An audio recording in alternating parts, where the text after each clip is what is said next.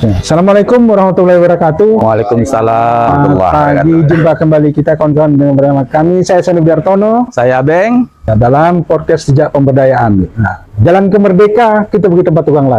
Yang mau kita las itu perasaan. Artinya apa nih Bang Seno? Kembali dalam podcast Jejak Pemberdayaan edisi yang ke-12. Wah, nggak terasa sudah 12 ya Bang Seno ya. Berarti setahun nih Bang Beng. Oh gitu ya. Kalau per bulan ya. Udah setahun. Bagaimana kalau per 2 bulan sekali kan udah 2 tahun ya kan? Ya, itu gaji dulu per 2 bulan. What? Oke, kita kan kemarin udah banyak bincang-bincang nih Bang Beng tentang kawan-kawan pelaku di CSR, di segala macam lah. Ya. Nah, kali ini kita coba bahas tentang apa nih? Nah, kita kan selama ini sering mendengar berita baiknya ya tentang pemberdayaan nih Bang Seno. Sekarang kita mau lihat dari sisi lain ya, apakah benar ini kan? Nah, apakah memang sekedar formalitas atau memang berjalan seperti adanya nih Bang Seno? Ya, itu banyak orang bilang kan memang pemberdayaan ini ada liku-likunya katanya Bang. Nah, Ya. mungkin kita sih bertanya dengan yang pelaku langsung nih Bang. Betul. Ya, seperti apa misalnya bagaimana pemberdayaan itu harus mampu menjadi roh dalam sebuah pembangunan kan Bang? Ya betul. Nah, kita coba bahas dalam satu tema dulu ya Bang Seno ya. Jadi ini kita mau lihat apakah benar ini partisipasi atau cuma formalitas Bang Seno. Tema kita?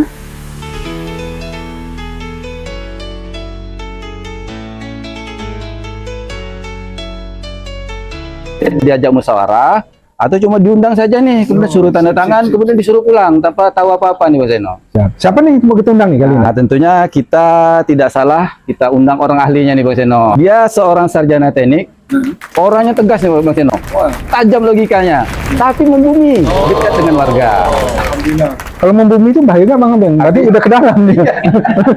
Nah, orang ini tidak cuma paham tentang fondasi, tapi juga paham tentang fondasi kepercayaan dari masyarakat Bang Seno. Itu penting itu, bagaimana bisa mengatur karakter masyarakatnya. Jadi langsung mungkin Bang. Oke, silakan sudah hadir di studio kita Bang Priyadi, sarjana teknik. Selamat ketemu Bang Priyadi. Ketemu Mas Seno, Mas Abeng. Oke, kita akan bincang-bincang sedikit Bang Pri ya. Siap. Tentang ya paling tidak jauh dari sisi pemberdayaan kita lah Bang Beng ya.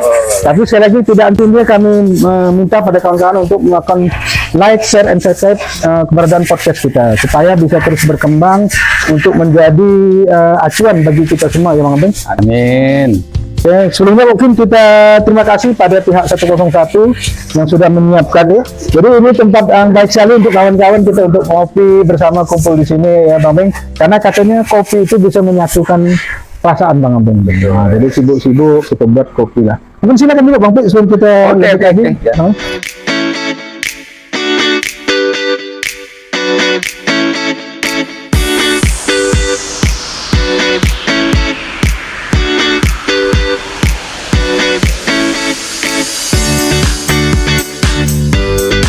Lanjut kita. Lanjut, siap. Lanjut, oke. Sip ya. Oke, kita lanjut kembali kawan-kawan untuk bertanya sedikit dengan narasumber kita ini. Sebelumnya ya mungkin ke Sungai Kakap singgah di Parit Keladi. Ketemu kembali kita ya Bang Priyadi. Siap. Oke. Jadi seperti biasa Bang Priyadi, sebelum kita memulai podcast kita ini, mungkin Bang Priyadi bisa bercerita sedikit tentang pengalaman Bang Priyadi supaya kawan-kawan yang ya kalau yang kita paham sih kenal ya Bang Beng ya. Mungkin karena kita ini kan sudah seluruh dunia nih Bang Pri. Jadi banyak nih orang yang mau Mendunia ada ya. jadi dia harus tahu siapa Bang Pri sebenarnya. Silakan Bang Pri. Terima kasih. Bismillahirrahmanirrahim. Assalamualaikum warahmatullahi wabarakatuh. Waalaikumsalam. Terima kasih Mas Seno, Bang Abek udah ngundang. Kebetulan awalnya bingung nggak diundang untuk apa ya kan. Tapi karena ada format pemberdayaan, ini yang menguatkan saya untuk hadir di sini. Setidaknya saya tidak ngelamun lah soal pemberdayaan. Saya ngalamin. Oke, perkenalkan dulu nama sesuai tinggi badan ya, Priyadi. Ya. Kalau bicara soal pengalaman selama ini, khusus mungkin yang di bidang pemberdayaannya, saya mulai di pemberdayaan nih kalau pernah krisis dampak ekonomi mungkin. Dan ini yang saya tahu nih cikal bakal dari sebuah pemberdayaan. Pernah ada program PDM DKE, ya, program daerah dalam rangka mengatasi dampak krisis ekonomi. Kalau tidak salah saya tahun 97, 98. Nah, bermuara dari itu bergeser, pernah di P3DT, pernah di P2D, pernah di P2KP, terus pernah di PNPM Mandiri, pedesaan, dan terakhir Dari 97 saya resign di pemberdayaan ini di tahun 2023. Mungkin masih bisa dihitung dengan jari lah proses pengalaman. Saya pikir itu ya singkat dari proses pemberdayaan. Lain-lain nih ngalami juga jadi kuli. Dan Kuli itu sama serius. Kuli-kuli bangunan pernah. Tahu saya memang bekas kuliah kan? Dan saya pikir itu ya, Iya. singkat itu. Bang Pri ya. Jadi memang beliau ini senior lah Bang. Tadi saya pikir malah sejak zaman Belanda beliau ini sudah mendaya kan, itu Belanda nggak pernah ngadakan. Berarti tidak diragukan lagi. Diragukan lagi ya. Kita langsung saja nih Bang Pri. Siap, Mungkin siap, biar siap, kita siap. waktu juga kita kan. Nah kalau dalam pemberdayaan kan sama ini kita sering melakukan musyawarah ya Bang. Iya, iya, iya. Ketemu dengan masyarakat. Nah menurut pengalaman Bang Pri, apakah musyawarah dalam suatu program itu sudah benar-benar musyawarah yang dibutuhkan atau malah lebih sering untuk ya formalitas saja lah? Asal harus ada gitu Bang Pri. Silakan. Ya, kalau bicara formalitas, kita juga tidak mengingkari formalitas itu memang suatu keharusan. Kalau kita bicara dari sisi arti, formalitas ini kan tahapan yang sudah sistematis, kan harus terlewati. Permasalahan dia menjadi nilai negatif, kan selama ini bahwa formalitas kita ngomongnya negatif. Padahal kalau di sisi redaksional, formalitas itu kan tahapan. Ya harus dilakukan. Harus dilakukan.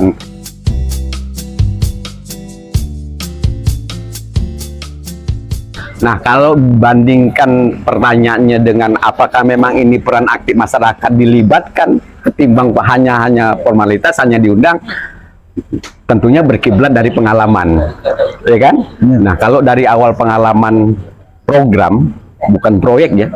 Nah, kan dari awal sosialisasi sampai tujuannya masyarakat harus tahu, saya bisa meyakini, saya bisa memberikan informasi bahwa itu memang proses dilakukan. Keterlibatan masyarakat menjadi sumber utama dalam perencanaan. Dari mulai perencanaan, pelaksanaan, sampai akhirnya dari sisi perawatan itu sendiri. Saya pikir itu yang mau saya jawab. Ya. Tapi ini kan masih timbul pertanyaan juga ya Bang Pri ya, karena memang akhirnya banyak yang mengartikan formalitas itu hanya untuk menggugurkan kewajiban saja kan. Nah ini mereka yang penting datang hadir, kemudian difoto, ada tanda tangan gitu kan. Nah jadi seolah-olah mereka sudah melakukan musyawarah. Padahal mungkin kalau diuji lebih lanjut itu juga timbul pertanyaan. Nah mungkin di sini Bang Pri bisa ceritakan lah ya, mungkin di satu kisah atau kejadian di mana bahwa memang benar-benar itu adalah murni keterlibatan warga atau memang hanya jargon saja nih, partisipasi masyarakat gitu kan. Ya. Baik, ini kalau memang pengalaman nyata. Bergerak dari PDM DKI, saya masuk misalnya sekian tahun di P2KP. PDKP. Program Penanggulangan Kemiskinan Daerah. Perkotaan. Ya, di perkotaan. Kalau bahasa selenehan orang Bengkayang, karena dulu saya Berkayang, papan dua keping namanya. Papan dua keping. Kalau bicara kemiskinan, di awal kita kan, kalau koridor kemiskinan secara nasional, kita tahu tuh ada 14 indikator kan.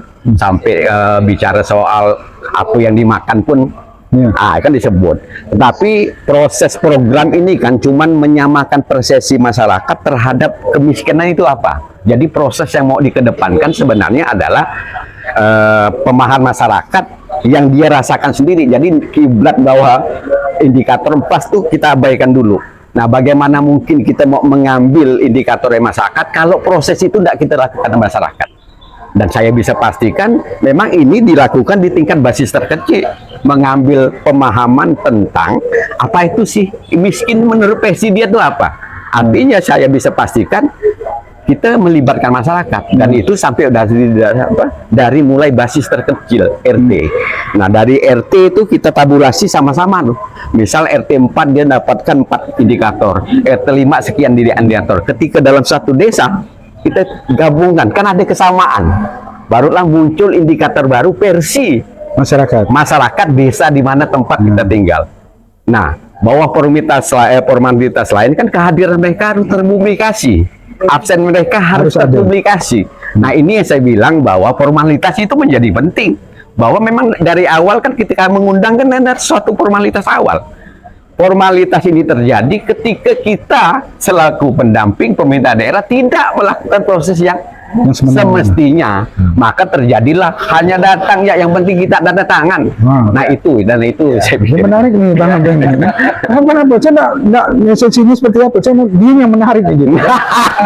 Cara dia menjelaskan dengan kita itu kan. Nah, kembali lagi kepada formalitas tadi Bang Pri. Jadi memang kan kata orang, oke lah kita tanda kutip formalitasnya. Masyarakat kita undang, kemudian hadir. Kan udah gitu nih, biasanya kan minta syaratnya A, B, C, D, yang diundang si A, B, C, dan segala macam kan. Nah, menurut Bang Pri pengalamannya, ketika sudah diundang kemudian terjadi, nah faktor-faktor apa saja yang memungkinkan bahwa indikasi formalitas itu menjadi timbul? Apakah misalnya ternyata orangnya hanya asal kirim orang kampung? Kalau itu kan bukan kesalahan kita kan, karena kita udah bilang kan. Nah, atau seperti apa yang terjadi di tingkat bawah, sehingga tadi anggapan orang tuh, oh ini paling-paling cuma sekedarnya nih formalitas, bukan orang yang artinya yang memang kita mau. Sehingga apa tadi kata Bang Pri, kita maunya itu masyarakat, ternyata itu bukan hasil dari masyarakat, Bang. Nah, itu hanya orang-orang segelintir katanya. Nah, mungkin silakan di situ, Bang. Ya, terkait untuk meminimalisir terjadinya sisi negatif menurut apa yang kita pahami tentang formalitas. Nah, saya cuma berikan gambaran gitu. Kan tidak mungkin seluruh masyarakat kita undang, sepakat dulu. Kalau seluruh masyarakat kita undang dalam satu desa, jangan-jangan lapangan sepak bola dengan ukuran internasional pun tidak cukup. Nah, bagaimana? Udah berubah, Bang Pri. Udah berubah ya. Nggak jadi makan siang gratis. Karena terlalu ramai kan. Nah, karena ini dilakukan dari tingkat basis terkecil, tentunya kita juga berkomunikasi dengan aparat terkait desa, sistemnya keterwakilan. Nah, ya kan, kalau bicara keterwakilan, tentunya substansi yang mau kita ajak diskusi ini apa? Nah, ketika bicara soal kemiskinan, wajiblah kita hadirkan yang benar-benar yang katanya miskin. Karena secara keilmuan yang pernah saya dapat melalui TOT misalnya, kalau dua orang berpendapat, taruhlah dia profesor, satunya orang miskin, pendekatan yang mau nilai yang benar-benar miskin yang secara pendapat mana sih yang mendekati kebenaran? Tentunya yang ngalami lebih menceritakan apa yang dia rasakan ketika daripada profesor yang mungkin belum ngalamin soal miskin. Tapi bukan berarti saya bilang profesor itu enggak tahu, tapi secara keilmuan pasti paham. Bandingkan, coba kita bayangkan ketika dua unsur ini jadi satu. Wow, gitu loh kan. Nah, saya pikir itu dalam mudah-mudahan kita mengerti nih. Akhirnya kita dapat pembelajaran juga nih ya, dapat 1 SKS kita nih. Malah 2 ya. Nah, jadi agak nyerempet-nyerempet ke masalah apa? Masalah psikologi ini kan. Ya. Tapi enggak apa-apa, kita juga sangat senang nih ya Bang Pri. Jadi ada pencerahan lah untuk teman-teman pemberdayaan juga. Nah, tapi begini ya Bang Priyadi ya. Bang Priyadi ini kan lebih kepada pendampingan untuk masyarakat perkotaan ya, yang lebih kepada kawasan kumuh kan. Nah, sering kita lihat di di media sosial, kemudian brosur-brosur itu yang tampak di depan itu adalah apa benar ya, itu sekedar polesan ya, taman-taman kecil, huruf-huruf besar gitu kan, nanti kita bisa untuk pojok selfie instagramable gitu kan, bisa dibikin untuk akun konten-konten medsos ya. Nah, tapi apakah benar itu yang memang dibutuhkan oleh masyarakat di situ ketimbang mungkin hal-hal yang lebih mendasar ya, kebutuhan dasar, air bersih, saluran, got mampet, sampah dan sebagainya kan. Nah, akhirnya kan jadi timbul pertanyaan nih kan, apakah memang ini cuma khusus dia untuk mempercantik saja ya program ini, atau memang mereka lebih menyelesaikan nih masalah di lingkungan kumuh itu sendiri ya? Apa buktinya? Makasih. Nah, ini kan kita bergeser nih dari tadi bicara soal program penanggulangan kemiskinan, kita bergerak kepada program kekumuhan yang dari sisi lokasi penempatan itu udah beda, Mas Abeng. Nah, bicara dari substansi juga ada beda. Kalau bicara kumuh, kita variabelnya jelas permen. Ada 7 indikator, 16 variabel. Tentunya tidak bisa dikotak-katik dong. Itu wajib karena ini permen. Bicara soal rumah, bicara soal sanitasi, bicara soal air minum, bicara soal lain-lain. Nah, kalau yang nampak di permukaan adalah mungkin tempat selfie, itu salah satu ikutan. Namanya memperindah kawasan. Tapi sebenarnya bukan itu yang mau ditampilkan. Isi dalamnya tadi yang Mas Abeng bilang, Dia bicara soal sanitasi, karena yang dipotret di Kumuh itu ada 2 variabel, satu rumah tangga, kedua infrastruktur. Ngapa soal rumah tangga? Bicara soal rumah tangga kan ngomongnya ada soal rumah, Ada isinya tangga. manusia tuh, dan tiap rumah pasti ada tangga kan. Jadi kalau nyeleneh kan namanya rumah tangga. Di dalam rumah itu perlu ndak air minum? Perlu. Artinya kita perlu masyarakat untuk mengambil data miskin, memang harus keterlibatan masyarakat. Ini Iya. saya potong dulu kan. Tapi kenapa yang muncul selalu itu Bang Riyadi? Apa sebabnya? Karena ikutan, karena mindset awal orang tuh bicara kumuh secara kasat mata. Ketika sampah bertaburan, dia bilang itu kumuh, kok nggak masuk kumuh. Nah, kalau bicara kumuh, saya cuma ngasihkan yang sederhana gini Mas Abeng. Kan udah punya anak nih semua nih, Ya. betul kan? Pernah ngambil rapot anak nggak? Oh, sering. Sering ya? Ya. Ah, kan? Apa yang ada di dalam rapot? Ada nilai agama, Ya. A, Sekarang B, B, C, D, segala macam. rata-rata. Nah, Masuk nggak? Lolos nggak? Kumuh juga demikian. Kumuh itu sebenarnya angka aja, tapi variabelnya banyak jelas. ya. Nah, ini diatasi, hasil akhirnya kawasan itu diperindah. Jadi bukan tujuan itu kawasan diperindah, tapi ikutan. Salah kita. Nggak Nah, mungkin itu ada salah kumuh substansi namanya. itu. Itu kan hanya untuk masyarakat tadi. Jangan salah. Karena saya pelaku, kalau pernah lihat di Kubu Raya, ada kawasan makam. Ya. Kita masih tahu ini pernah difasilitasi. Ya. Jargonnya apa? Di situ ada makam tuh. Kita perindah itu. Tapi isi dalam infrastruktur rumah tangga yang 7 indikator 16 variabel itu kita selesaikan. Kita kesampingkan tadi tentang masyarakat dan tentang kekumuhan. Nah, dalam program pemberdayaan itu kan salah satu penunjang keberhasilan itu adalah fasilitator. Iya. Nah, kan kita beralih nih. Iya, Bang, kita siap. tadi bicara program, sekarang kita bicara tentang Pelaku. fasilitator. Nah, kan pengalaman Bang Pri juga udah banyak di program lah. Iya. Artinya dengan segala ragam warna kawan-kawan selaku fasilitator. Nah, menurut Bang Pri, Iya. dari sekian pengalaman 98 sampai sekarang ini Iya. 2025 ini, kira-kira terjadi pergeseran apa yang agak berubah dari kawan-kawan fasilitator yang perlu untuk supaya program itu lebih gigit ya, atau apa gitu ya? Sampai tujuan. Sampai ke tujuan Iya. macam. Kira-kira apa yang bisa? Ya, tercapai. Itu Bang Pri. Salah satu keberhasilan dari program ini kan salah satunya pendamping, dan itu tidak bisa dipungkiri. Saya fasilitator itu kan ngalami juga. Ketika tahun 2004 saya fasilitator, artinya terjun ke masyarakat. Saya iya. Seiring perjalanan waktu, tugas saya pendampingan kepada pemerintah daerah. Nah, tadi balik ke fasilitator. Fasilitator mestinya ketika turun di lapangan dia ada siap pakai. Sepakat ya, karena dia sudah dibekali. Bayangkan enggak, ada TOT, ada pelatihan, apapun nama kemasan itu. Yang jelas itu untuk meningkatkan kapasitas fasilitator dalam memfasilitasi masyarakat. Cuman faktualnya begini Mas, kadang-kadang kita ini kan ego ya. Kita nih selalu pintar ketawa terjun masyarakat. Kita nih lupa bahwa mereka tuh ngalami, kita cuman coba memfasilitasi. Nah, kalau di fasilitator itu kan dikenal dengan mapping sebelum melakukan pendekatan ke masyarakat, melakukan lokasinya mana, isi dalamnya tuh sumber pendidikan seperti apa, mata pencariannya budaya seperti apa. Jangan sampai saya pernah juga membodohi diri saya. Ketika saya merasa mampu, saya sosialisasi tentang kemiskinan di satu wilayah. Berbuih-buih mulut saya ngomong, ketika mau ditanyakan masyarakat satu pun tidak ada nanya. Untung Begitu besar kepala saya bahwa wah saya menyampaikan. Tak tahunya apa? Mereka tidak mampu dalam menerima. yang menerima, tidak ngerti karena dari sisi bahasa. Saya lupa. Mapping itu dilakukan untuk melakukan strategi melaksanakan kegiatan. Oh enggak. Masyarakat Berarti ini harusnya ada awal ya? harus awal, namanya mapping. Kalau kita dalam proyek kan namanya kan apa CCM, Nah, CCM. CCM. Nah, ini kaitannya tadi kalau perjalanan waktu sekarang sampai dengan hari ini, saya melihat kawan-kawan yang tidak survive, suka shortcut. Nah, Yang penting bicaranya soal produk hasil akhir. nah, Dia lupa yang mahal di pemberdayaan adalah proses. proses yang Ya, benar. hasil itu ikutan. Saya secara pribadi dan kebetulan nama saya Priyadi, yang namanya pemberdayaan menilai itu usah mulu-mulu.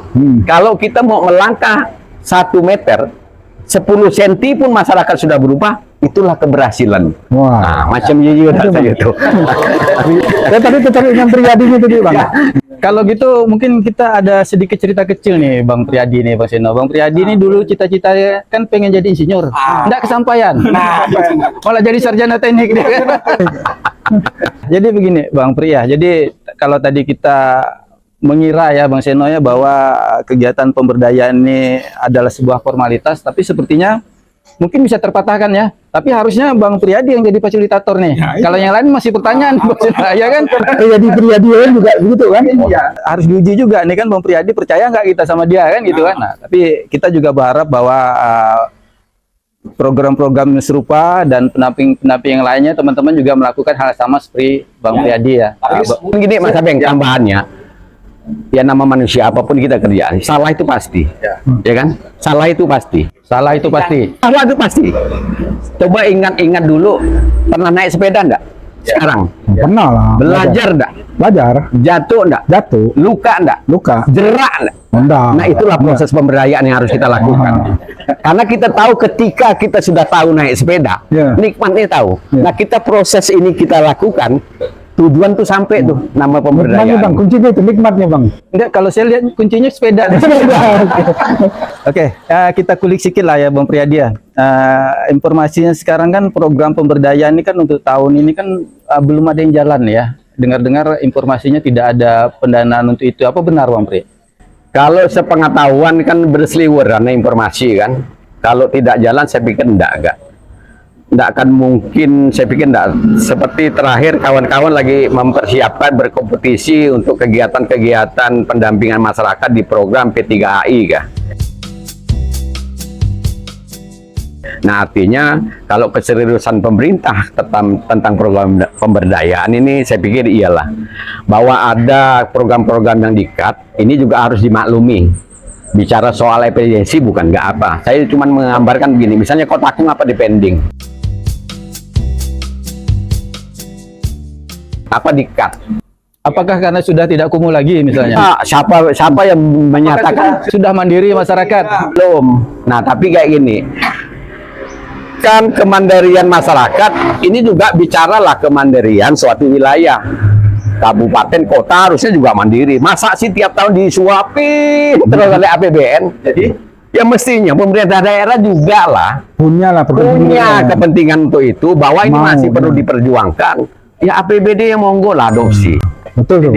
Duplikasi seperti itu ya. Ya kan? Replikasi apapun namanya lah ya kan. Ya, jadi banyak udah kita bincang-bincang ya, Bang Priyadi, tentang masyarakat, tentang fasilitator. Tapi kita sedikit juga kembali lagi ke fasilitator. Nah, tadi Bang Pri bilang ada yang berubah tentang kawan-kawan ini, kurang merasa menikmati pekerjaannya kan, Bang Pri. Iya. Kalau boleh saran mungkin sedikit, Bang Pri, kira-kira apa bisa yang Bang Pri sampaikan, terutama untuk kawan-kawan, karena kebetulan kita orang teknik juga, Bang Abeng. Jadi mohon maaf juga pada kawan-kawan tanpa menutup peluang kawan-kawan yang lain, karena dalam orang teknik itu sering mengatakan bahwa pemberdayaan itu ingin kesekian. Iya. Nah, artinya ketika seorang teknik itu turun pemberdayaan, Bang Abeng, dia bukan orang teknik katanya malah, Bang Abeng. Nah, kan ini kan sebenarnya sebuah peluang yang sangat luar biasa, bahwa tidak selamanya kita orang teknik itu harus bicara tentang teknik, atau lebih tinggi lagi mungkin tentang politik dan segala macam lah. Ya. Nah, kira-kira apa yang bisa Bang Pri sumbangkan kepada kawan untuk menjadi informasi lah. Kalau kebetulan misalnya ada kawan-kawan kita, adik-adik kita yang baru di bidang teknik, Bang Pri, bahwa sebenarnya ada bidang lain yang bisa mereka tekuni, yang tidak lepas dari eksistensi mereka sebagai orang teknik juga. Silakan. Ini tentunya kiblatnya belajar dari pengalaman. Iya. Kalaupun pengalaman saya tidak bisa menjadikan contoh, silakanlah. Tapi kan setidak-tidaknya, ingat proses pembelajaran tuh kita lupa. Yang kita tahu yang belajar itu masyarakat. Padahal kita sebagai fasilitator juga sebenarnya proses belajar. Ya. Saya cuma mengatakan gini, saya tidak pernah terpikirkan anak teknik tapi jual obat. Kan ini jual obat nih. Ya. Bagaimana Ya, produk pemerintah harus kita yakinkan. Apa sales kah? Sales. Bagaimana kok sales? Kita pergi ke rumah Mas Eno, kau beli dan no. Kalau tidak, kan harus tanya. Kalau saya pakai sabun ini manfaatnya apa Bang Pri? Oh kok lu enggak mau tahu, kau beli. Nah kalau fasilitator seperti ini hancur masyarakat. Nah harus kan jelaskan dulu. Masyarakat marah, masyarakat tidak setuju, kita harus sabar. Ya. Kita harus tanamkan bahwa dia belum tahu. Tugas kita apa? Cari tahu. Ya. Gitu aja kok repot. Ya, bahwa kata sabun itu untuk muka bukan untuk Nah, kayak gitu. Jadi Nah, bukan kayak kita itu untuk yang lain. artinya fasilitator jangan juga jengah untuk belajar, diskusi. Ya, Kalau betul. malas baca, Itu ya ada kredo gitu. Hah? Ada Iya. kredo kan itu. apa tuh? Hiduplah bersama mereka, belajar dari Ya, mereka kan gitu. kalau kalau istilah kami, Kredo. olah pikir, olah rasa. Kita harus berpikir, ajak diskusi masyarakat, tapi kita juga harus bisa mendudukkan rasa yang dirasakan. Nah, itu baru kita bisa menikmati belajarnya kita di situ lah. Makin asik nih Bang Ben. Sebenarnya kita sudah sampai ini lah, sampai satu pemahaman lah ya Bang Seno ya, bahwa memang kehadiran fasilitator menjadi penting kan untuk setiap kegiatan pemberdayaan ini. Makanya bahwa keberlanjutan program tetap harus ya Bang Pria, bahwa kemandirian masyarakat ini tetap harus kita dorong kan. Meskipun kita juga berharap kan jangan cuman gara-gara ada anggaran lalu tidak jalan pemberdayaannya kan. Ini tetap harus jalan kan. Nah, mungkin sebagai apa? Sebagai pandangan akhir lah ya Bang Pri mungkin bisa Speaker. ya bisa menyampaikan lah. Bukan pesan terakhir. Bukan pesan terakhir nanti habis tidak ada pesan lagi kan. Tadi kan disinggung bahwa memang tetap harus belajar ya. Mungkin nanti habis ini kita bisa buka hotline untuk belajar nih dengan Bang Pri ya, teman-teman pemberdayaan ya. Ini bagaimana caranya supaya kita mampu mengajak masyarakat musyawarah nih, bukan sekedar formalitas kan, bahwa suara masyarakat didengar, kemudian produk yang dihasilkan juga melalui proses. Mungkin Bang Pri mau sebagai closing statement mau disampaikan kepada teman-teman pemberdayaan. Ya, makasih. Jadi bagi teman-teman pemberdayaan mungkin nih kan, pertama kalau bicara soal finansial, apa yang kita dapat sebenarnya kan juga tidak menampilkan lah. Tapi kalau ini kita dudukkan di depan agak repot. Kita juga harus semangat bahwa ini harusnya ikutan bukan tujuan. Bahwa setelah kita bekerja kan hak kita dapat. Tentunya pemerintah pastinya berpikir sesuai dah hak. Nah, masalah kesesuaian sebenarnya ngomongnya di depan kan. Siap nggak bekerja, gaji segini. Nah, kadang-kadang ini kadang-kadang gaji itu belakang lebih tahu ya, walaupun kadang-kadang ya. Padahal di balik itu semua kan banyak yang mau kita dapat. Misalnya, saya akhirnya merasa terima kasih dengan program, saya jalani kemanapun kebetulan saya pergi dan lokasi dampingan, saya tidak pernah kehilangan kawan. Artinya kawan-kawan di luar pemberdayaan tentunya masing-masing kita hargai lah dengan masing-masing pendapat mereka masing-masing, dan semuanya pun ke arah yang profesional. Dan kita tentunya nilai lebih kawan-kawan, mohon maaf yang keteknikan sebenarnya. Kalau bicara teknik, anak teknik jeruk makan jeruk kan. Tapi kalau anak teknik bicara soal pemberdayaan kan nilai tambah. Saya pikir itu lah ya kan. Dan jangan malu jadi pemberdaya tuh. Nggak perlu Itu dimalukan. kuncinya namanya. Jangan malu jadi pemberdaya. Tapi malunya jadi pemberdaya yang nganggur. Belum masuk utara. Kena potongnya gitu-gitu. Jadi banyak yang bisa kita pelajari ini Bang Abeng. Walaupun ya kurang lebih beliau sudah jadi freelance. Kan dia udah beruntung nih Bang Pri nih. Udah jadi Priadi walaupun belum freelance kan. Kemudian ada dua faktor dalam pemberdayaan yang penting. Pertama masyarakat, yang kedua adalah fasilitator Bang Abeng. Kemudian ya fasilitator kuncinya harus terus belajar ya Bang Pri. Belajar, karena ya harus kita sadari juga Bang Abeng, setiap program itu punya warna tersendiri Bang Abeng. Jadi mungkin saja dia pacak di program A, tapi dia harus belajar lagi Bang Pri di program B. Kuncinya belajar terus ya Bos Endo ya. Program sekali lagi punya warna yang berbeda. Mungkin itu yang saya tangkap dari yang disampaikan Bang Pri. Berarti pergi ke pasar beli jas, jas dipakai untuk acara perkawinan. Ketemu kembali di episode yang ke-13 dalam podcast Jejak Pemberdayaan. Ya, bersama saya Seno Budi Hartono. Saya Beng Priadi. Ya, salam pemberdayaan. Wabillahi taufiq. Assalamualaikum warahmatullahi wabarakatuh. Waalaikumsalam. Oke.